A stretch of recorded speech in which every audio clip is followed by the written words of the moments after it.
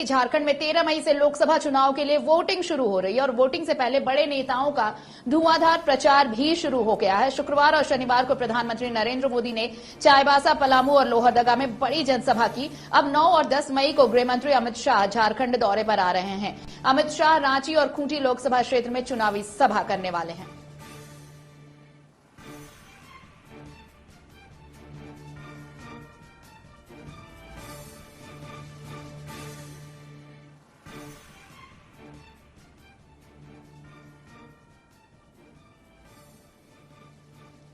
केंद्रीय गृह मंत्री अमित शाह के झारखंड दौरे से पहले कांग्रेस नेता राहुल गांधी झारखंड दौरे पर पहुंच रहे हैं।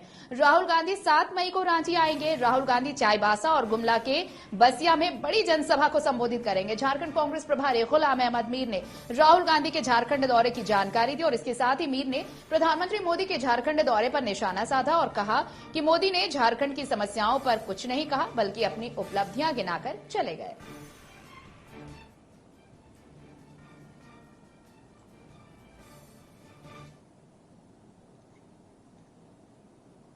आदिवासी, कभी क्रिश्चियन, कभी कुछ, ये कोई इशू ही नहीं है।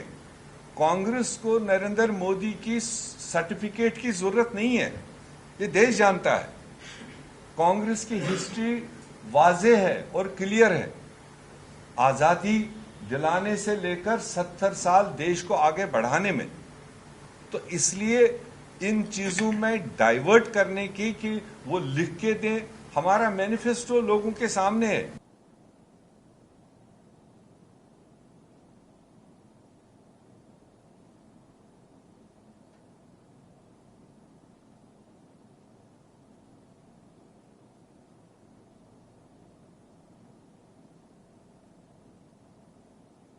और सहयोगी रुचि हमारे साथ जुड़ रही हैं, सीधे उनका रुख कर लेते हैं। रुचि, देखिए जैसे जैसे वोटिंग की तारीख नजदीक आ रही है झारखंड में, वैसे वैसे स्टार प्रचारकों का दौरा भी बढ़ता जा रहा है। अभी प्रधानमंत्री का दौरा हुआ, उसके बाद अब अमित शाह आने वाले हैं और फिर राहुल गांधी का भी दौरा प्रस्तावित हो गया है। कुल मिलाकर स्टार प्रचारकों का रैला देखने को मिलने वाला है झारखंड में आने वाले दिनों में।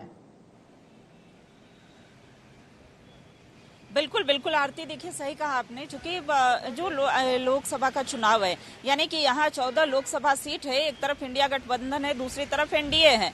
ये एनडीए का पूरा प्रयास है कि कैसे 14 की 14 लोकसभा सीटों पर उनकी जीत हो, ताकि एक बार फिर से बीजेपी की सरकार, यानी कि केंद्र में भाजपा की सरकार बन पाए। और इसके लिए देखिए यहाँ तक कि प्रधानमंत्री का आगमन हुआ था और लगभग 3 लोकसभा संसदीय क्षेत्र में उनकी जनसभा हुई। उन्होंने सभा को संबोधित किया और खास करके एनडीए के पक्ष में वोट करने की अपील की। दूसरी ओर देखिए 7 तारीख को, आगामी जो 7 मई है, उसमें राहुल गांधी का आगमन होने वाला है। वो इंडिया गठबंधन के प्रत्याशी के पक्ष में समर्थन की अपील करेंगे। तो देखिए चाईबासा में उनका दौरा जो है वो प्रस्तावित है।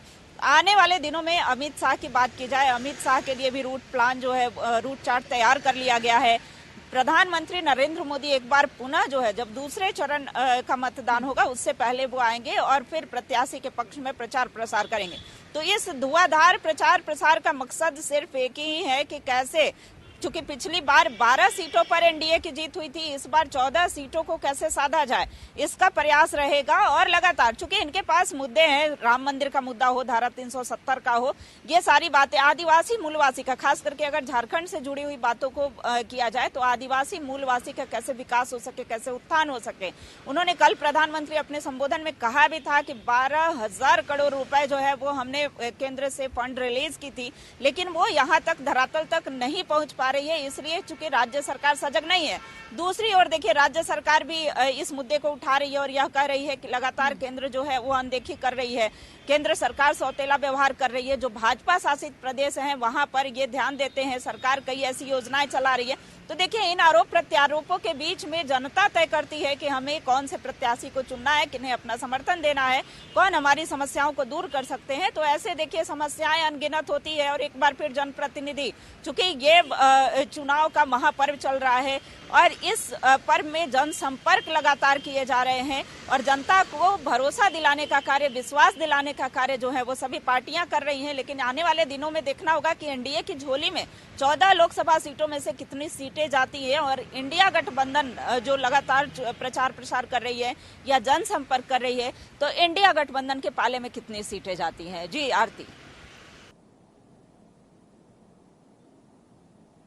रुचि, देखिए प्रचार प्रसार चल रहा है, आरोप प्रत्यारोप का दौर भी चल रहा है, वार पलटवार भी हो रहे हैं, लेकिन इन सब के बीच हम वो बयान सुनवाएंगे मुख्यमंत्री का भी, झारखंड के मुख्यमंत्री का। लेकिन सवाल आपसे जरूर मैं लूंगी कि देखिए मुख्यमंत्री ने ये कहा है, चंपाई सोरेन ने ये साफ तौर पर कहा है कि प्रधानमंत्री ने झूठ बोला है, झारखंड से, झारखंड की जनता से झूठ बोला है। आदिवासियों के हित में कितना काम किया है केंद्र सरकार ने, ये सबको पता है। अगर वो यहां पहुंचे हैं तो यहां पर सिर्फ उन्होंने उपलब्धियां अपनी गिनाई हैं, ये नहीं कहा कि क्या कुछ किया गया है आदिवासियों के लिए। कुल मिलाकर ये कि देखिए टक्कर बड़े कांटे की है, आरोप प्रत्यारोप का दौर तेज हो चला है जैसे जैसे वोटिंग की तारीख अब नजदीक आ रही है। बिल्कुल आरती, देखिए सही कहा आपने, एक तरफ केंद्र है और दूसरी ओर राज्य है।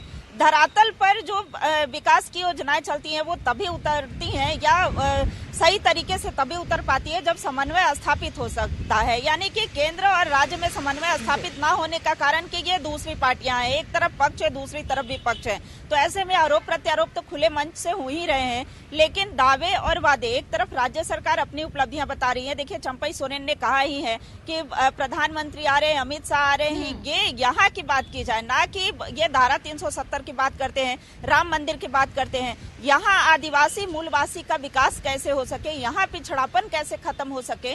खास करके देखिए कई ऐसे ग्रामीण क्षेत्र हैं जहाँ पर अभी भी सुविधाओं की भारी कमी है। आप भी कई क्षेत्रों में गई होंगी, देखी होंगी कि अभी भी जो सुविधाएं हैं वो ग्राउंड तक नहीं पहुंच पाई हैं। तो ऐसे में देखिए सुविधाओं को कैसे वहां धरातल तक पहुंचाया जाए। और 5 सालों के बाद चुनाव आता है, जनप्रतिनिधि उन तक पहुंचते हैं, वादा करते हैं कि हम अब की बार में अगर जीत कर आएंगे तो ये समस्याओं को खत्म करेंगे, लेकिन क्या वो समस्याएं खत्म होती है? देखिए चंपाई सोरेन की बात की जाए या राजेश ठाकुर की बात की जाए या फिर और भी जो गठबंधन में शामिल दल हैं, राजद की बात की जाए, तो लगातार प्रधानमंत्री नरेंद्र मोदी के आगमन पर सियासत तेज है।